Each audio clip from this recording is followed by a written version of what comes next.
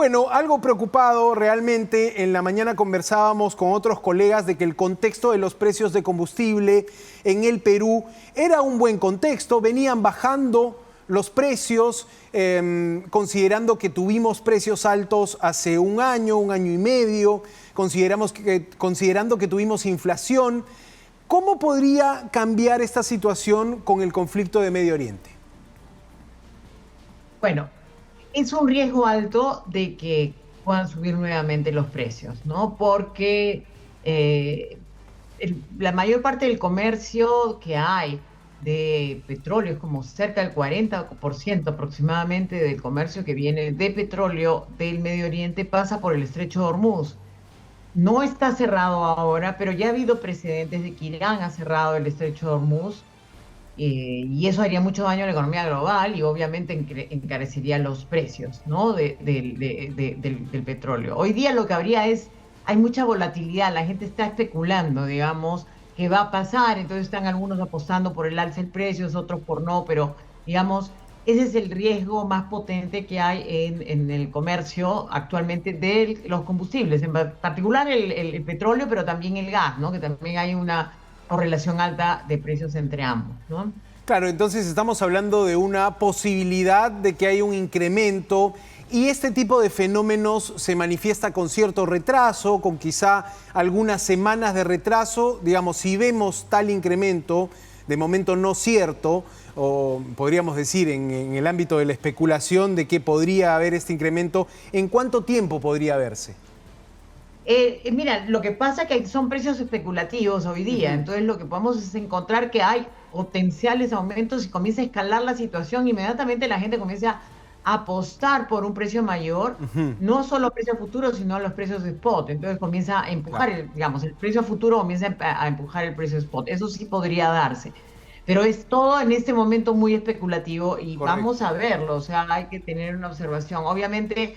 Nosotros no dependemos necesariamente del petróleo que viene de esa zona, pero el precio se mueve en su conjunto globalmente, Claro, un ¿no? commodity. Claro, ahora el tema también es que probablemente ya haya una compra importante en nuestro país y hasta agotar el stock, esos serían, También. entendemos un poco los precios que se mantendrían, ¿no? Ya cuando se compre un nuevo stock o se importa mucho combustible en el Perú.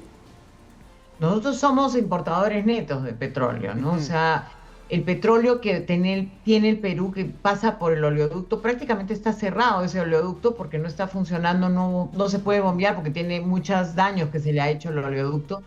Entonces nosotros compramos petróleo de Ecuador, compramos petróleo de Colombia, también me imagino de otros países, pero en principio estamos hablando de un comercio de países cercanos, ¿no? De México probablemente también. Y como digo, ahí lo importante es ver que sí somos dependientes del petróleo, es cierto, nosotros también tenemos otro lado de las ventajas por el lado exportador, que es del lado de los minerales, y minerales en situaciones de conflicto también se requieren porque hay construcción de armamento, en fin, cosas por el estilo, ¿no? Eso me parece interesante porque, claro, ya salimos por un momento del tema combustibles, del tema incremento de precios, pero entramos a una incertidumbre global, digamos, un tiempo que normalmente se asocia con enfriamiento, recesión, donde los inversores no gastan, sino más bien cuidan, protegen su dinero. Ese escenario puede desencadenarse si seguimos en una escalada bélica.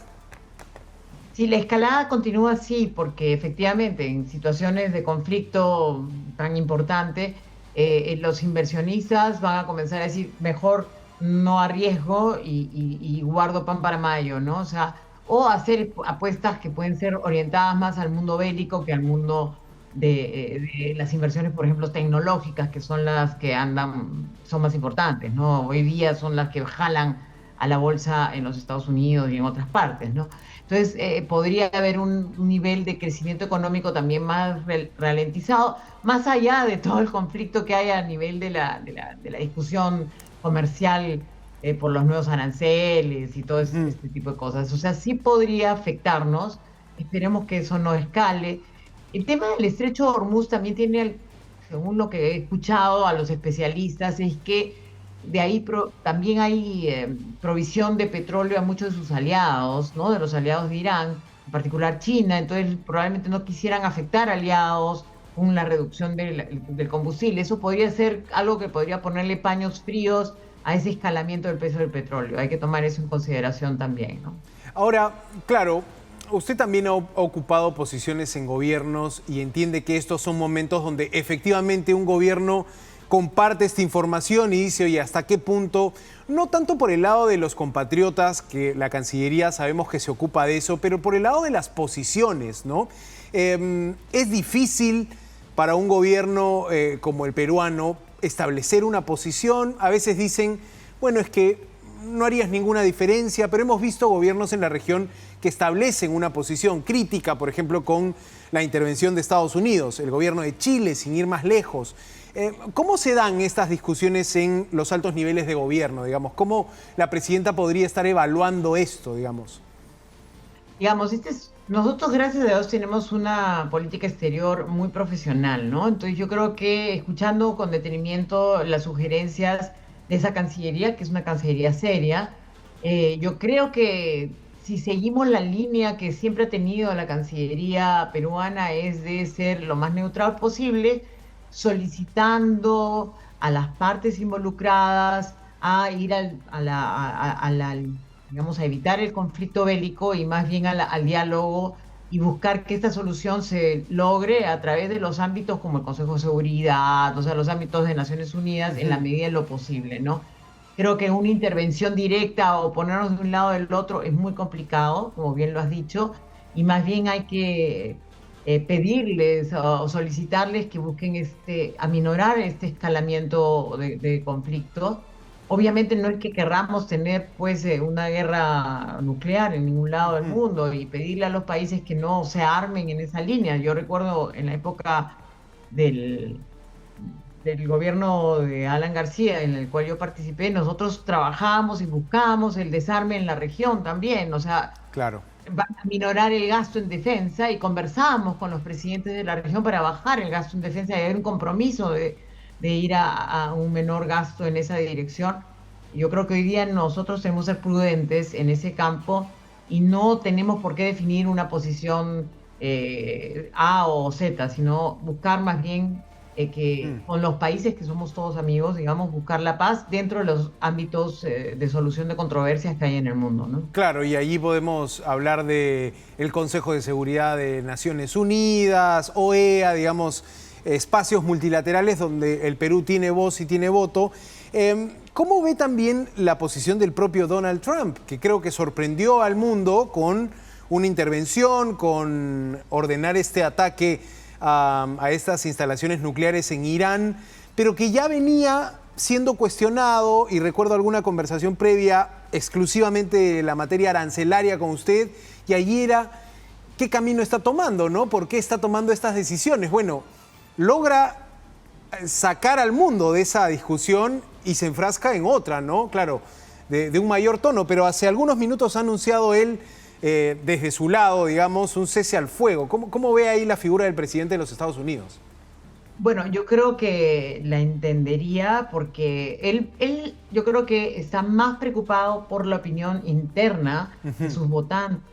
Entonces, él debe estar sintiendo un peso en aquellos grupos que lo apoyaban, incluso en la guerra comercial, pero que están pensando que no quieren mandar a sus hijos a una guerra, ¿no? Entonces, esas decisiones tiene que toma en cuenta a sus votantes, digamos, aquellos que preferirían que sus hijos no se enfrenten a una situación tal cual se podría, si esto escala, ¿no? Entonces, hay muchos que están opuestos a las intervenciones de Estados Unidos fuera de su país, en Estados Unidos también, de los grupos más conservadores, ¿no?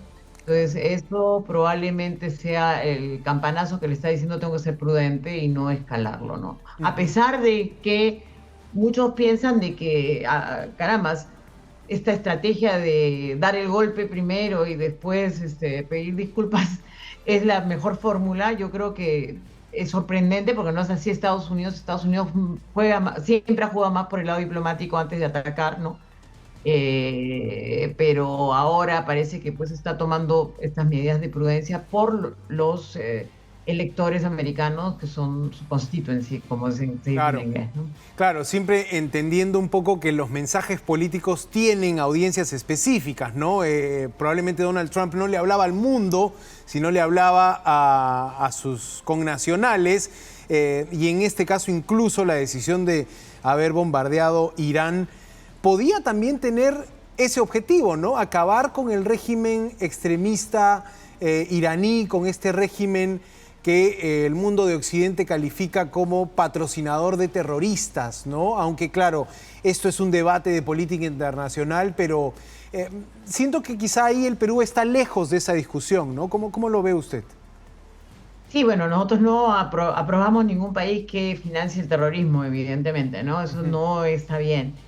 Pero lo que sí entendemos que este caso ha demostrado su poderío bélico de una manera extraordinaria, destruyendo estos centros de investigación o bases nucleares con poderío bélico. Y se entiende también de que Irán no tiene tal poderío para llegar a escalar en una guerra mayor. Entonces este ataque fue como muy contundente y muy destructivo, pero a la misma vez, pues no creo que Estados Unidos se quiera sostener, porque también, como le digo, le va a generar muchos riesgos internos para sostener una guerra prolongada y con presencia inclusive de militares en la zona. Entonces ellos no van a querer estar en esta situación.